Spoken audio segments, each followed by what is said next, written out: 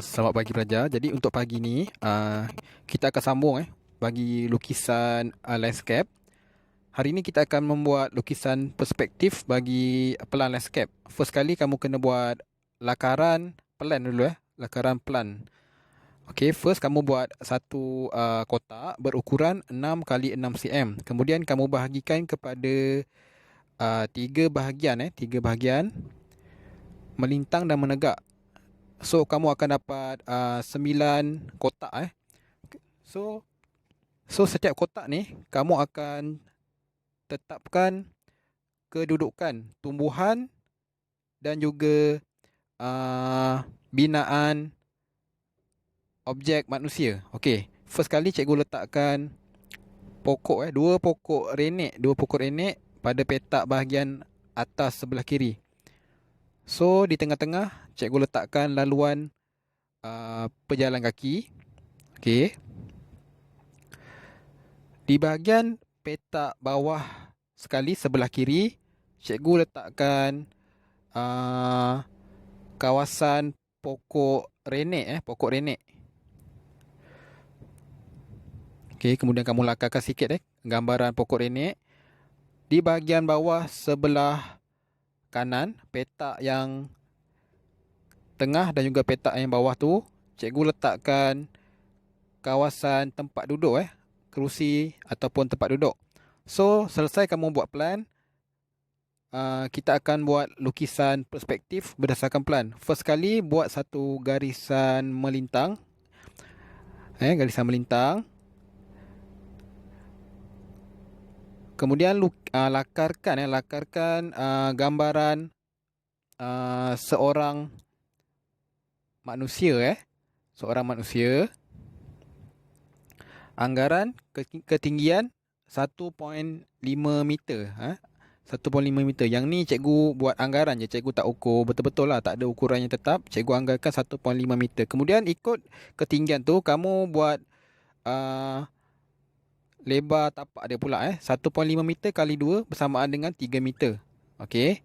Kemudian daripada lebar tu kamu gariskan titik lenyap ke setiap penjuru. Kemudian bahagikan kepada 3 bahagian seperti gambaran pelan tu supaya kamu akan dapat 3 petak. Okey. Kemudian kamu gariskan daripada titik lenyap. Selesai pula kamu buat petak yang melintang pula Ambil anggaran ketinggian pinggang manusia ataupun setengah 1.5 tu, ambil bahagian separuh dia. Okey, kemudian untuk dapatkan petak yang seterusnya, kamu buat cara seperti yang cikgu tunjukkan di video ni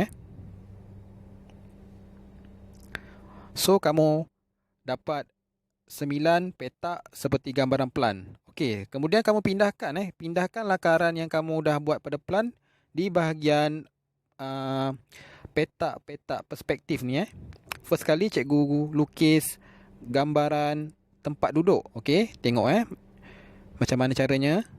Kemudian pastikan gunakan titik perspektif tu sebagai panduan supaya lakaran kamu menepati titik lenyap. Okey, yang ni adalah lukisan perspektif satu titik lenyap. Okey, kemudian kamu lengkapkan objek ni kerusi ni, objek lengkapkan. Kemudian objek yang kedua adalah pokok renek 2 batang pokok renek. Okey. Ketinggian anggaran dia adalah 1.5 meter untuk batang, kemudian 1.5 meter untuk bahagian rimbunan daun. Okey, follow bagi pokok yang kedua. Okey, selesai. Kamu buat pula untuk bahagian petak seterusnya, iaitu pokok renek pokok renek. Lukiskan dulu bahagian pasunya. Okey. Seperti biasa, pastikan kita ikut titik perspektif supaya objek tu tak lari.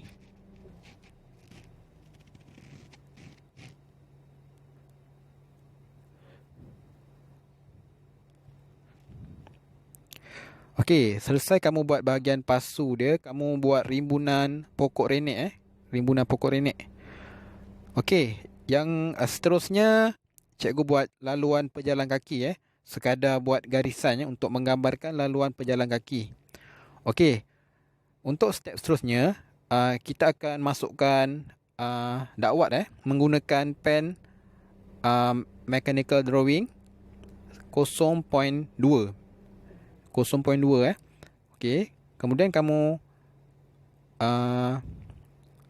menggunakan pen tu kamu pekatkan setiap garisan dan masukkan unsur lorikkan ataupun jalinan untuk kita detailkan bahagian objek-objek yang kamu dah lukis tadi. Follow setiap garisan yang kamu dah buat.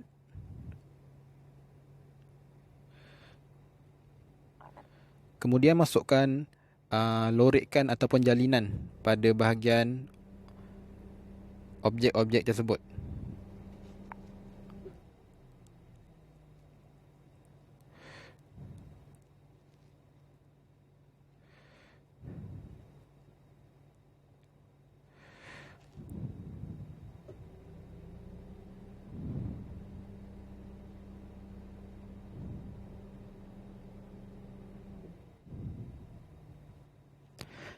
Kemudian pindah kepada objek yang kedua iaitu pokok renek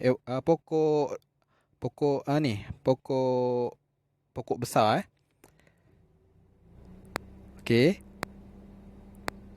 Follow dia punya outline kan. Kemudian kamu buat rimbunan daun dia.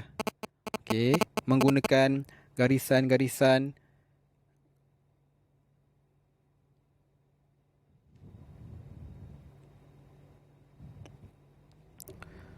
tambahkan jalinan pada bahagian daun supaya nampak unsur rimbunan pokok. Kemudian tambahkan juga pada bahagian bawah supaya tidak nampak kosong. Dan seterusnya pada bahagian pokok renek pokok renek. Okey, sebahagian pasu pasu yang petak. Kemudian tambahkan rimbunan pokok renek di bahagian atas pasu.